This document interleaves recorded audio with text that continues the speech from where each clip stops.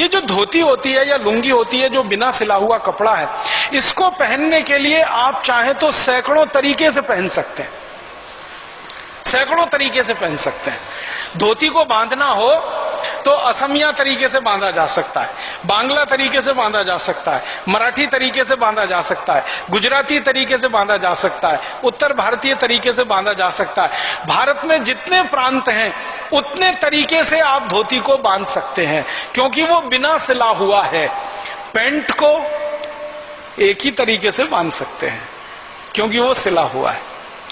और अगर इस धोती के बारे में कोई बड़ी बात मुझे कहनी हो तो धोती भारतीय संस्कृति की सबसे जीवंत निशानी है, जिसको देखकर ही आप पहचान सकते हैं कि ये व्यक्ति किस क्षेत्र का है।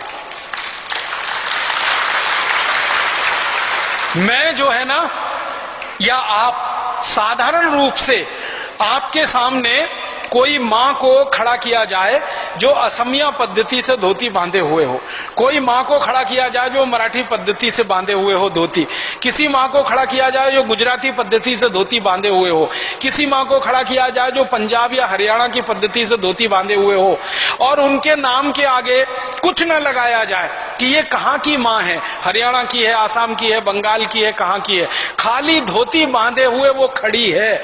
आप 1 मिनट में बता देंगे ये माँ आसाम की है, ये माँ बंगाल की है, ये माँ पंजाब की है, ये हरियाणा की है, ये गुजरात की है, या ये जम्मू कश्मीर की है। माने धोती बांधने के तरीके मात्र से पूरा परिचय हो जाता है बिना बोले हुए। लेकिन पैंट पहने हुए आदमी को आप नहीं बता सकते कि ये इंग्लैंड का है, आयरलैंड का है, फ्रांस का है, जर्मनी का है, या अमेरिका का है, या कनाडा का है, क्योंकि पैंट एक जैसी है सभी जगह। धोती बांधने के तरीके एक जैसे नहीं है कहीं भी।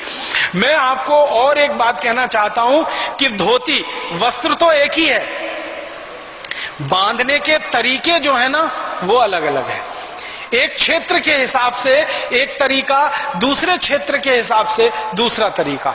महाराष्ट्र की माताओं को देखा धोती बांधे हुए तो उनका तरीका बिल्कुल अलग है, क्योंकि महाराष्ट्र की वैसी जरूरत है। आसाम की माताओं को देखा है धोती बांधे हुए, बंगाल की माताओं को देखा है धोती बांधे हुए, क्योंकि वहां की जरूरत बिल्कुल अलग है। हर क्षेत्र के, हर परिवेश के, जलवायु और जरूरत के हिसाब से बांधने का तरीका विकसित हुआ है। वस्त्र तो एक ही है धोती, जो 5 मीटर का या 5 गज का वस्त्र तो एक ही है, सारे देश में एक ही तरीके से बनता है, लेकिन बांधने के तरीके में जो अंतर है उसी को मैं भारतीय संस्कृति मानता हूं। और जो धोती एक वस्त्र है उसको मैं भारतीय सभ्यता मानता हूं। ये जो धोती है वो भारतीय सभ्यता है, और धोती बांधने का जो तरीका है वो भारतीय संस्कृति है। संस्कृति क्षेत्र के हिसाब से, जलवायु के हिसाब से बदलती रहती है, सभ्यता पूरे देश में लगभग एक जैसी होती है। तो हमारी सभ्यता की निशानी धोती, हमारी सभ्यता की निशानी लुंगी, जिसको बांधने के अलग अलग तरीके हैं जरूरत के हिसाब से, और बांधे नहीं तो उसके उपयोग के और 20 तरीके हैं। मान लीजिए लुंगी पहन के आप जा रहे हैं और आपके पास कोई दूसरा पात्र नहीं है और आपको ढेर सारी सब्जी लेके आनी है, लुंगी का एक हिस्सा आप उसमें सब्जियां भर के लेके आ सकते हैं। अगर आप कहीं से धान्य लाना चाहते हैं, धोती का एक हिस्सा आपने खोला, उसमें धान्य बांध के भी आप ला सकते हैं। कुछ भी लाने ले जाने में आसानी है धोती और लुंगी में। पैंट में क्या ला सकते हैं? उतना ही ला सकते हैं जितनी जेब में आएगा, इससे ज्यादा कुछ नहीं ला सकते। और अगर जेब में भर भी लिया तो चलने में इतनी तकलीफ होगी कि आप शायद चल नहीं पाएंगे उससे। तो ये पैंट, कोट और शर्ट में हम फंस गए। लुंगी धोती वाली सभ्यता और संस्कृति को छोड़कर ये हमारे सांस्कृतिक अधःपतन की निशानी है।